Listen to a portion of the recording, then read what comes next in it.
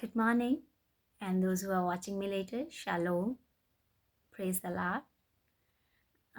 आज हम परमेश्वर के वचन में से बात करने के लिए जा रहे हैं जिस मुद्दे पे, वो हमारा टॉपिक है इम्पॉर्टेंस ऑफ वर्ड।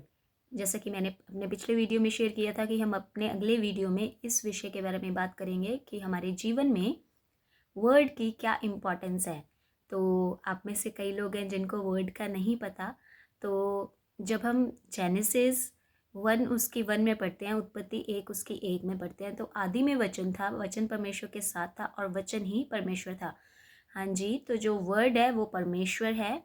और लेकिन जब हम उसको यूहन्ना में पढ़ते हैं तो वहाँ पे लिखा गया है कि जो वचन था वो देहधारी हुआ और उसने मनुष्य के बीच में डेरा किया।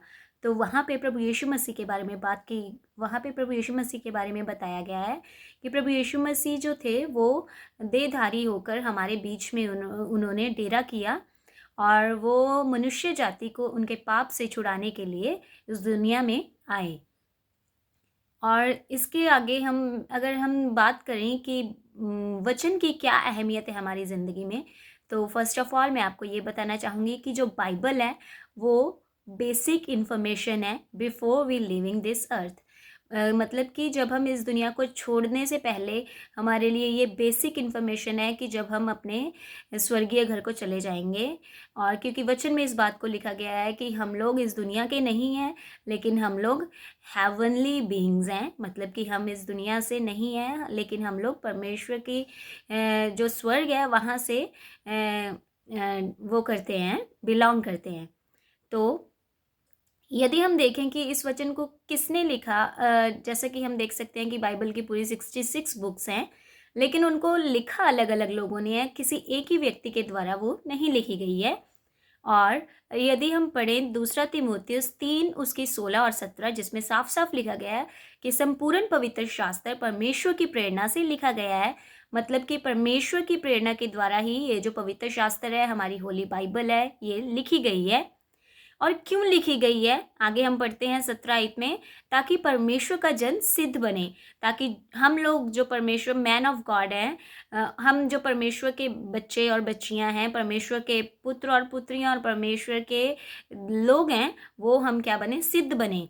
जैसा कि यदि हम देखें यूहन्ना 21 उसकी 25 में क्या लिखा हुआ है, और भी बहुत से काम हैं जो यीशु मसीह ने किए और सभी लिखे जाते तो वे इस संसार की पुस्तक में, तो वह पुस्तकें इस संसार में भी ना समाती। अगर हम में से बहुत से लोग सोच रहे हैं कि जो भी काम प्रभु यीशु मसीह ने इस दुनिया पे रहते हुए किए वो सभी बाइबल में मेंशन है, तो आप लोग गलत हैं यहाँ पे। क्योंकि यूहन्ना 21 उसकी 25 में इस बात का जिक्र मिलता है कि जितने भी काम प्रभु यीशु मसीह ने किए वो मतलब कि इस किताब में मेंशन नहीं है।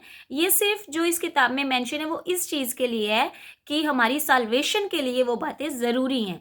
और संपूर्ण पवित्र शास्त्र परमेश्वर की प्रेरणा से लिखा गया है।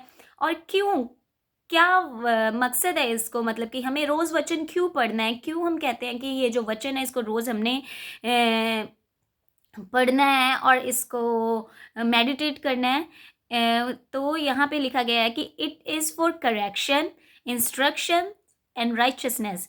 ये हमारी फर्स्ट ऑफ ऑल हमें करेक्ट करता है, किन बातों में हम सही हैं, किन बातों में हम गलत हैं। फिर उसके बाद ये हमें इंस्ट्रक्शंस देता है कि हम अगर गलत हैं तो हमें किस रास्ते पे चलना है, हमारी क्या बातें हैं जिनको हमने फॉलो करना है। और राइचसनेस, ये हमें धार्मिकता के बारे में भी सिखाता है। क्योंकि अगर आपके पास एक अच्छा करेक्टर नहीं है, if you do not have a good character, you can't be a righteous person. Yes, आप लोग धार्मिक नहीं हो सकते अगर आपके पास एक अच्छा करेक्टर नहीं है।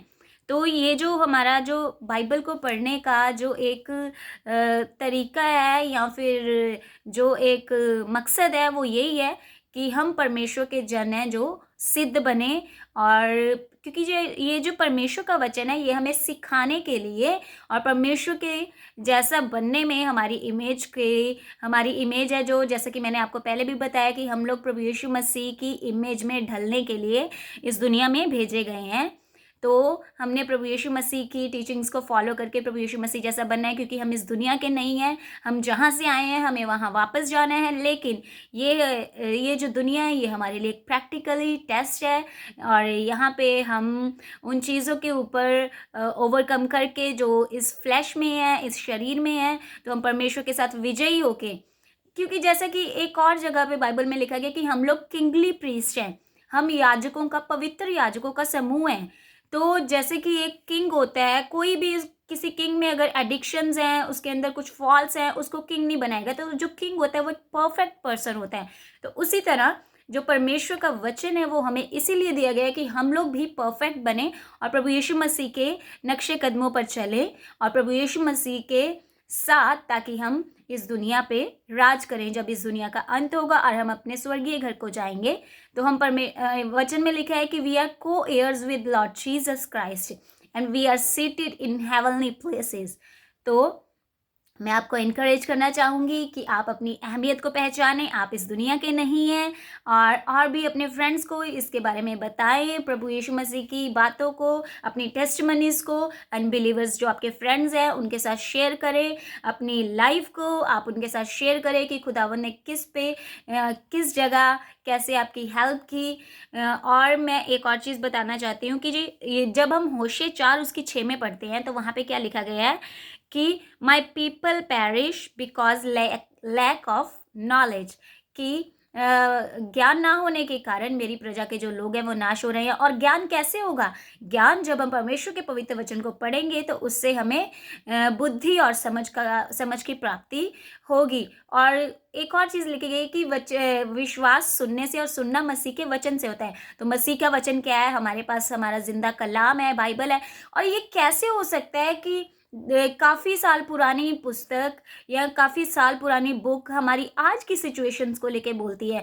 आप में से बहुत से लोग जानते हैं कि जब हम बाइबल को पढ़ते हैं तो वो हमेशा हमारे लिए सिर्फ आज ही के जो हमारी कंडीशन होती है या फिर जिस सिचुएशन से हम जा रहे होते हैं, हमारे लिए उसी सिचुएशन के अकॉर्डिंग परमेश्वर का वचन हमें बात करता है।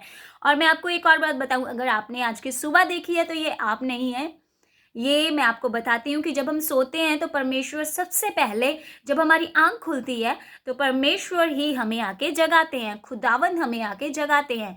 खुदावन के दूत हमारे पास चारों तरफ खड़े होते हैं हमें जगाने के लिए, और हम उठते हैं, हम फटाफट अपना ब्रश करके और अपनी ड्यूटीज़ पे चले जाते हैं, लेकिन हम खुदावन से बात करने का समय नहीं निकालते।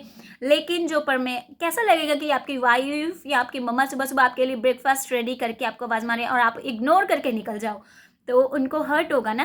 तो एज इट इज़ गॉड पा भी जो हमें सुबह को उठाते हैं, हमें उनके साथ अपने सबसे पहले हमें अपना जो समय है वो परमेश्वर को देना है।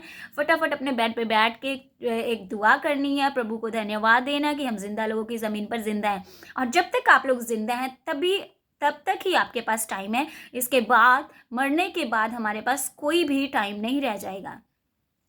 और अब हम अगले वीडियो में जिस टॉपिक पे बात करने के लिए जा रहे हैं वो सरप्राइज़ है, वो मैं आपको नहीं बताऊंगी किस टॉपिक पे बात करने के लिए जा रहे हैं। Hope to see you soon, stay connected, bye bye.